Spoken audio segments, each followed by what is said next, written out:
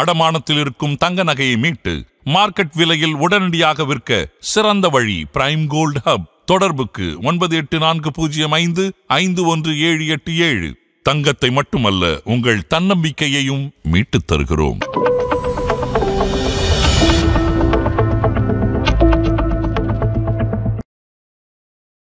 எல்லா ஃபண்ட்லேயும் இன்வெஸ்ட் பண்ணணுமா, எல்லா ஃபண்ட்லேயும் இன்வெஸ்ட் பண்ணக்கூடாதுன்றதே முதல்ல தெரியாது. எதில் இன்வெஸ்ட் பண்ணணும், எதில் லாங் டேர்மாக இன்வெஸ்ட் பண்ணணும், எதில் ஷார்ட் டேர்மாக இன்வெஸ்ட் பண்ணணும், அதுவே தெரியாமலாம் நிறைய பேர் பண்ணுங்க. அப்ஸ் அண்ட் டவுன்ஸ் வந்து நான் நிறைய பார்த்துட்டேன். நான் கேரியர் ஸ்டார்ட் பண்ணும்போதே பார்த்தீங்கன்னா, ஸ்டார்ட் பண்ண 2வது மாதமே வந்து ரிஸ்கையும் ரிட்டர்னையும் பேலன்ஸ் பண்ணு வச்சுக்கோங்க. அகெயின் நம்ம வந்து எந்த மாதிரி இண்டஸ்ட்ரியில் நம்ம இன்வெஸ்ட் பண்ணுறோம், ஆர் எவ்வளோ பீரியடுக்கு நம்ம இன்வெஸ்ட் பண்ணுறோம், இது எல்லாமே ஒரு இம்பார்ட்டன்ட் ஃபேக்டராக நம்ம பார்க்கணும். மார்க்கெட்டில் நம்ம இன்வெஸ்ட் பண்ணுறதா இருந்தால் வச்சுக்கோங்களேன், இந்த ஷேரை வாங்குறேன், அந்த ஷேரை வாங்குறேன், 10 ஷேர் வாங்குறேன், 20 ஷேர் வாங்குறேன், இந்த மாதிரிலாம் பண்ணுறதுல வந்து கான்சென்ட்ரேட் பண்ணி ஃபோக்கஸ்டாக இன்னொரு நெட்டில் இன்வெஸ்ட் பண்ணுறது. அதுலேயும் எந்த மாதிரி ஸ்டாக்கில் இன்வெஸ்ட் பண்ணுறோம், இல்லை எந்த மாதிரி மியூச்சுவல் ஃபண்டில் இன்வெஸ்ட் பண்ணுறோம், அதில் எந்த அளவுக்கு ரிஸ்க் இருக்காதுன்றதை அனலைஸ் பண்ணி அதில் இன்வெஸ்ட் பண்ணணும். அதை தான் நான் பண்ணிட்டு இருக்கேன்.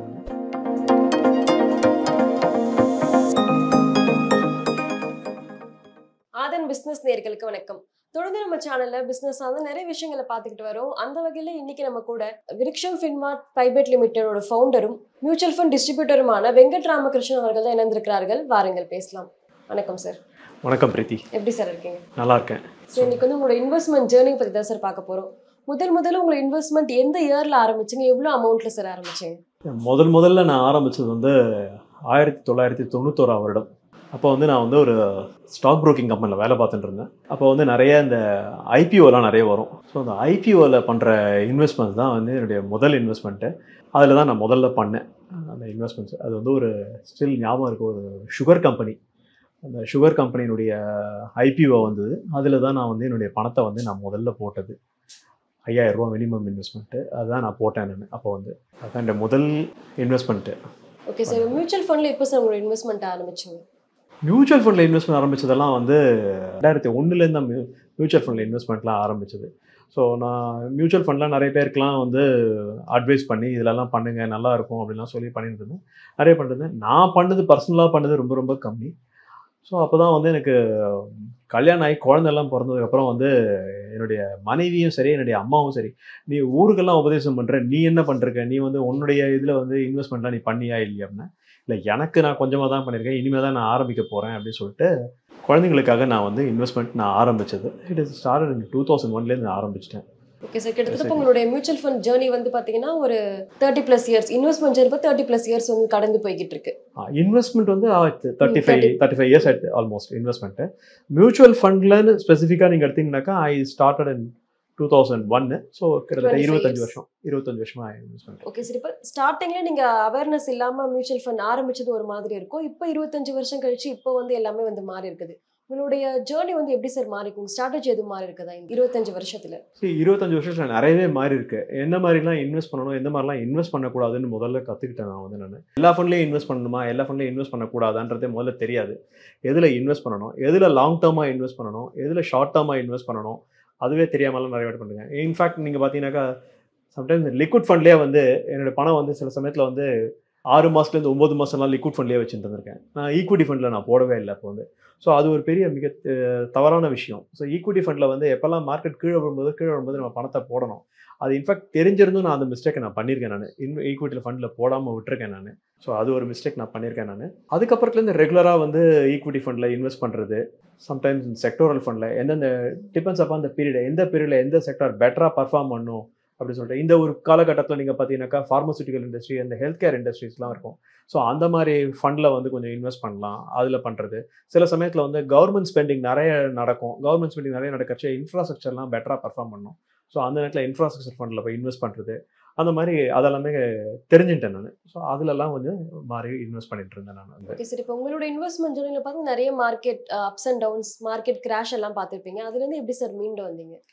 அப்ஸ் அண்ட் டவுன்ஸ் வந்து நான் நிறைய பார்த்துட்டேன். நான் கேரியர் ஸ்டார்ட் பண்ணும்போதே பார்த்தீங்கன்னா, ஸ்டார்ட் பண்ண 2வது மாதமே வந்து ஹர்ஷத் மேத்தா ஸ்கேமு 91 ஹர்ஷத் மேத்தா ஸ்கேமு.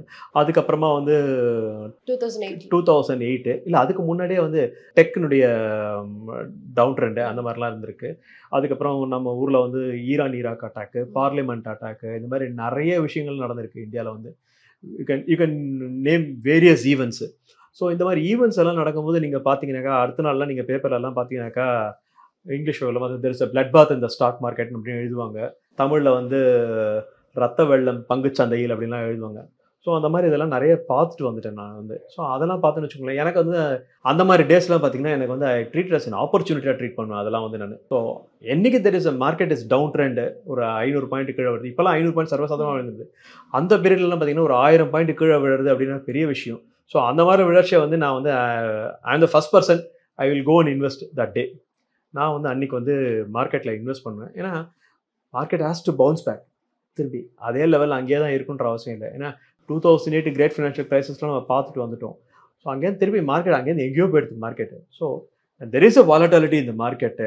முதல்ல அன்றைக்கி வந்து இன்வெஸ்ட் பண்ண ஆரம்பிச்சிருங்க. எந்த விதமான தயக்கமும் காட்டாதீங்க, தைரியமாக அன்றைக்கி இன்வெஸ்ட் பண்ணுங்க. அதுதான் நான் கற்றுண்ட பாடம் வந்து அன்றைக்கி வந்து. ஓகே சார், இப்போ உங்களோட இன்வெஸ்ட்மெண்ட் ஜேர்னலில் எஸ்ஐபியோட ரோல் என்னவாக இருக்குது சார்? எஸ்ஐபி வந்து it's a very very important role. எனக்கு வந்து எஸ்ஐபி நான் கொஞ்சமாக தான் பண்ணுறேன். பட் என்னுடைய குழந்தைங்களுக்காக நான் வந்து 2 பேருக்குமே வந்து எஸ்ஐபி நான் பண்ணிட்டு இருக்கேன். இது வரைக்கும் நான் அந்த எஸ்ஐபி வந்து ஸ்டாப் பண்ணது கிடையாது. வேரியஸ் பீரியடில் ஐ மீன் இந்த ஒவ்வொரு பீரியடில் வந்து பார்த்தீங்கன்னாக்கா எஸ்ஐபி ஒரு நல்ல ரிட்டர்னை கொடுத்துருக்கு. என்னோட குழந்தைங்களுடைய ஃப்யூச்சர்ஸ்க்காக, அவங்களுடைய சேஃப்டிக்காக, அவங்களுடைய ஹையர் எஜுகேஷன்ஸு வேறு எதுவும் பண்ணணுன்றதுக்காகலாம் வந்து ஒரு கார்பஸ் ஒன்று க்ரியேட் பண்ணணும். அதுக்கு வந்து எஸ்ஐபி வந்து it's a very very vital one. SIP is a very good fantastic tool. Every one should use SIP. Okay sir, இப்போ உங்களுடைய போர்ட்ஃபோலியோ அலோகேஷன் ஸ்ட்ராட்டஜி என்னவாக இருக்குது சார்? என்னுடைய போர்ட்ஃபோலியோ அலோகேஷன்ஸில் பார்த்தீங்கன்னாக்கா ஓவரால் அலோகேஷன்ஸ் அப்படி இருந்தீங்கன்னாக்கா there is something into reality. I mean is a real estate, something into real estate, something into gold, some silver, some equity. இதுதான் ப்ரிடாமினெண்ட்டாக வந்து என்கிட்ட இருக்கிறது வந்து. ஸோ எல்லாத்துலேயுமே ஒரு அலோகேஷன்ஸ் வச்சுட்டுருக்கேன் நான். இதை நான் பண்ணிட்டுருக்கேன். ஈக்விட்டியில் there is an more allocation. Weight பார்த்தீங்கன்னா equity will be the more allocation. Equity என்கிட்ட வந்து என்கிட்ட டெட்டு கிடையாது. I don't have any debt. So I mean டெட்டுனாக்கா தெர் இஸ் நோ கடன் கிடையாது. அகைன் டெட்னு வச்சா டெட் மியூச்சுவல் ஃபண்டுன்னு கேட்பீங்க. There is no debt mutual fund. Debt mutual fund என்கிட்ட கிடையாது. என்கிட்ட வந்து ஃபுல் அண்ட் ஃபுல் ஈக்விட்டியில் தான் நான் வச்சுட்டுருக்கேன் நான் வந்து. அதில் வந்து ஓகே சார், இப்போ வந்து ரிஸ்க் ரிட்டர்ன்ஸ் எப்படி சார் பேலன்ஸ் பண்ணி உங்களோட போர்ட்ஃபோலியோவில்? ரிஸ்கையும் ரிட்டர்னையும் பேலன்ஸ் பண்ணு வச்சுக்கோங்களேன். அகெயின் நம்ம வந்து எந்த மாதிரி இண்டஸ்ட்ரியில் நம்ம இன்வெஸ்ட் பண்ணுறோம், ஆர் எவ்வளோ பீரியடுக்கு நம்ம இன்வெஸ்ட் பண்ணுறோம், இதெல்லாமே ஒரு இம்பார்ட்டன்ட் ஃபேக்டராக நம்ம பார்க்கணும். ரிஸ்க் வந்து வேரியஸ் ரிஸ்க்ஸ் இருக்குது. உங்களுக்கு வந்து லிக்விடிட்டி ரிஸ்க்குன்னு ஒன்று இருக்குது. அகெயின் ஸ்டாக் மார்க்கெட்டில் நம்ம இன்வெஸ்ட் பண்ணுறதா இருந்தால் வச்சுக்கோங்களேன், நான் வந்து இந்த ஷேரை வாங்குறேன், அந்த ஷேரை வாங்குறேன், 10 ஷேர் வாங்குறேன், 20 ஷேர் வாங்குறேன், இந்த மாதிரிலாம் பண்ணுறதுல வந்து ஒரு லாபமும் கிடையாது. நீங்கள் வந்து அதில் பெருசாக வந்து பணம் பண்ண முடியாது அந்த இடத்துல. ஸோ நான் கற்றுன்றது வந்து என்னென்னா, ஒரு இன்வெஸ்ட்மெண்ட்டோ இல்லை வந்து ரிஸ்க் எவாலுவேட் பண்ணுறதோ வந்து பார்த்திங்கன்னா ஒரு மினிமம் இன்வெஸ்ட்மெண்ட்டாக வந்து ஒரு 3 லட்ச ரூபா இன்வெஸ்ட்மெண்ட் இருக்கணும். இல்லை ஒரு நீங்கள் ஷேருன்னு வாங்கினீங்கன்னா ஒரு மினிமம் ஒரு 1000 ஷேராவது வாங்கணும். அப்போ தான் வந்து நீங்கள் வந்து அதில் எந்த மாதிரிலாம் நீங்கள் ப்ராஃபிட் பண்ண முடியுங்கிறத பார்க்கலாம், ரிட்டர்ன் எடுக்கிறத வந்து பார்க்கலாம். Rather then investing small bits and பீசஸாக எல்லா இடத்துலையும் ஸ்டாகர் பண்ணி இன்வெஸ்ட் பண்ணுறத கான்சென்ட்ரேட் பண்ணி ஃபோக்கஸ்டாக 2-3 இடத்துல இன்வெஸ்ட் பண்ணுறது. அதுலேயும் எந்த மாதிரி ஸ்டாக்கில் இன்வெஸ்ட் பண்ணுறோம், இல்லை எந்த மாதிரி மியூச்சுவல் ஃபண்டில் இன்வெஸ்ட் பண்ணுறோம், அதில் எந்த அளவுக்கு ரிஸ்க் இருக்காதுன்றதை அனலைஸ் பண்ணி அதில் இன்வெஸ்ட் பண்ணணும். அதை தான் நான் பண்ணிட்டு இருக்கேன் நான். ஸோ அந்த மாதிரி பண்ணுறச்சே வந்து கொஞ்சம் வந்து என்னுடைய போர்ட்ஃபோலியோவில் பார்த்தீங்கன்னா தருபடி கொஞ்சம் லார்ஜ் அண்ட் மிட் கேப் இருக்கும், கொஞ்சம் ஸ்மால் கேப் கேட்டகரி இருக்கும், கொஞ்சம் செக்டோரல் ஃபண்ட்ஸ்லேயும் கொஞ்சம் இன்வெஸ்ட் பண்ணி வச்சுருப்பேன். ஸோ ரிஸ்க்கை எந்த அளவுக்கு கொஞ்சம் மிட்டிகேட் பண்ண முடியுமோ அந்த அளவுக்கு கொஞ்சம் மிட்டிகேட் பண்ணி வச்சுருக்கேன் நான் ரிஸ்க்கை வந்து நான். ஓகே சார், நீங்கள் இன்வெஸ்ட்மெண்ட் பார்த்தீங்கன்னா மியூச்சுவல் ஃபண்டில் வந்து மேஜராக வந்து இன்வெஸ்ட் பண்ணியிருக்கீங்க. இப்போ உங்களோட கரியர் வைஸாக பார்த்தா எப்படி சார் மியூச்சுவல் ஃபண்ட் டிஸ்ட்ரிபியூட்டராக வந்து ஆனீங்க? மியூச்சுவல் ஃபண்ட் டிஸ்ட்ரிபியூட்டராக ஆனது வந்து அது வந்து ஒரு ஆக்சிடெண்ட்டாக வெளில வந்தது தான் வந்து. ஒவ்வொரு பீரியடில் வந்து ஒரு 7-8 வருஷம் மியூச்சுவல் ஃபண்டில் ஒர்க் பண்ணிவிட்டு அதுக்கப்புறம் இதுக்கு மேலே வந்து பயாஸ்டாக இருக்கக்கூடாதுன்னு சொல்லிட்டு we want to be an unbiased.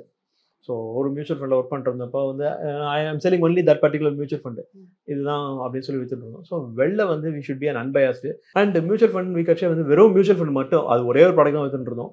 So mutual fund டிஸ்ட்ரிபியூட்டரானா you can sell multiple products, not only mutual fund, you can sell multiple products. So அந்த மாதிரி பண்ணுறச்ச சில பேர் வந்து ஒரு கேபிட்டல் கெயின் பாண்ட்ஸ், ஒரு ரியல் எஸ்டேட் ப்ராப்பர்ட்டி வித்தான கேபிட்டல் கெயின் பாண்ட் வரும், அந்த கேபிட்டல் கெயின் இன்வெஸ்ட் பண்ணணும். ஸோ அந்த மாதிரி ஒரு ப்ராடக்ட்டும் அவங்களுக்கு கொடுக்கலாம். சில பேர் வந்து சொல்லுவாங்க, இல்லை வெங்கட் நான் ரொம்ப ரொம்ப சேஃபு, எனக்கு வந்து டெபாசிட் விட்டு வெளில வர மாட்டேன் அப்படின்றவங்களும் இருக்காங்க. நம்ம என்ன தான் கொடுத்தாலும் இல்லை எனக்கு இது போகும் அப்படின்னு சொல்கிறவங்களுக்கு டெபாசிட்டில் கார்பரேட் டெபாசிட்ஸோ இல்லை பண்ணுறவங்களுக்கு ஒரு டெபாசிட் ப்ராடக்ட்டும் கொடுக்கலாம். So I want to be an unbiased person. So அதனால ஒரு மியூச்சுவல் ஃபண்ட் டிஸ்ட்ரிபியூட்டராக அதுக்கப்புறமா வந்து என்னோட ஜேர்னியை ஸ்டார்ட் பண்ணேன். ஸோ அதனால தான் வேரியஸ் ப்ராடக்ட் என்னால் வந்து மக்களுக்கு என்னுடைய இன்வெஸ்டர்ஸ்க்கு கொடுக்க முடியாது என்னால் வந்து அங்கே வந்து. ஓகே சார், இப்போ வந்து புதுசாக வந்து இன்வெஸ்ட்மெண்ட் ஜேர்னி ஆரம்பிக்கிறாங்க அப்படின்னா அவங்களுக்கு நீங்கள் கொடுக்க வேண்டிய அட்வைஸ் என்ன sir?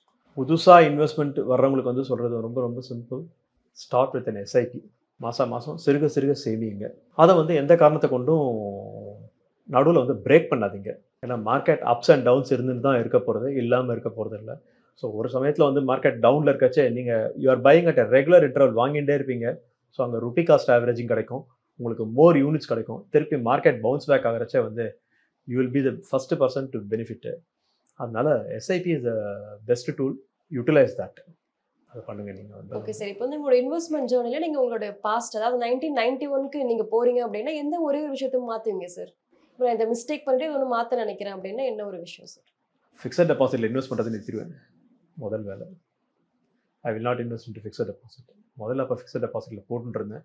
In fact recurring deposit to some extent I invested into public provident fund. சரி, அந்த காலத்தில் நான் இன்வெஸ்ட் பண்ணுறது பப்ளிக் ப்ராவிடென்ட் ஃபண்டில் வந்து அரௌண்ட் 11% இன்ட்ரெஸ்ட் இருந்தது. இன்றைக்கி வந்து 7.98%. So definitely I will not do that. ஏன்னா அன்றைக்கி பீரியடில் கோயிங் பேக் டு 1991 போன்னு வச்சுக்கோங்களேன், வேறு சம் ஆஃப் த ஸ்டாக்ஸ்லாம் வந்து ராக் பாட்டம் ப்ரைஸ் அன்றைக்கெலாம் வந்து. அப்போ ரியல் எஸ்டேட்டே பூம் ஆகிட்டு இருந்ததுல சார்? சார் ரியல் எஸ்டேட் பூமாக இருந்தது. அகைன் ரியல் எஸ்டேட்டில் இன்வெஸ்ட் பண்ணுறது வந்து என்னுடைய ஸ்ட்ராட்டஜி வந்து எனக்கு வேணுங்கிறது எனக்கு ஒரு வீடு, அதுக்கு நான் வந்து ரியல் எஸ்டேட்டில் ஒரு இன்வெஸ்ட் பண்ணுவேன். சரி, இன்னொரு ஃப்ளாட்டோ இல்லை ஒரு ஏதோ வேணுனாக்கா maybe that is a passive income you will get. அதனால் 1 more வச்சுப்பேன். இதுக்கு மேலே நான் யாருக்குமே அட்வைஸ் பண்ண மாட்டேன். சரி, நீங்கள் பாட்டு ப்ராப்பர்ட்டியாக வாங்கி போட்டுன்னு வச்சுக்கோங்களேன், எவ்வளோத்தை மேனேஜ் பண்ணுவீங்க? நீங்கள் நிறைய ஃப்ளாட் வச்சுருக்கீங்க, நிறைய ஃப்ளாட்டுக்கு வந்து சில இடத்துல வாடகை கூட்டிருக்கீங்க. ஒன் ஆஃப்டர் அதர் ஒரு ஃப்ளாட்லேயும் ஒவ்வொருத்தன் வந்து வீடு மாறி போயிட்டு இருக்கான் வச்சுக்கோங்க. நீங்கள் அவனுக்கு திருப்பி அவனுக்கு ரெண்டலுக்கு அவர் ஆளை பார்க்கணும், எல்லா விஷயமும் இருக்குது. இது எல்லாத்துக்குமே நீங்கள் தான் ஓடிட்டு இருக்கணும். உங்கள் இருக்கிற வேலையை விட்டுட்டு இந்த வேலையை பண்ணுவீங்க. எனக்கு அதெல்லாம் வேணாம். எனக்கு தேவை ஒரு வீடு, நான் இருக்கிறதுக்கு ஒன்று பாசிவ் இன்கம்த்துக்கு ஒரு ஃப்ளாட், ஒரு இதுக்கு மேலே வேண்டாம் தான். நான் ரியல் எஸ்டேட் சைடில் இதுக்கு மேலே நான் போகவே இல்லை. அது மட்டும் rest of the things I invest only into completely equity. நீங்கள் பண்ணலாம். நிச்சயமா சார், உங்களோட இன்வெஸ்ட்மெண்ட் ஜேர்னி பற்றி நிறைய விஷயங்களை சொன்னீங்க. ரொம்பவே நன்றி சார். தேங்க்யூ.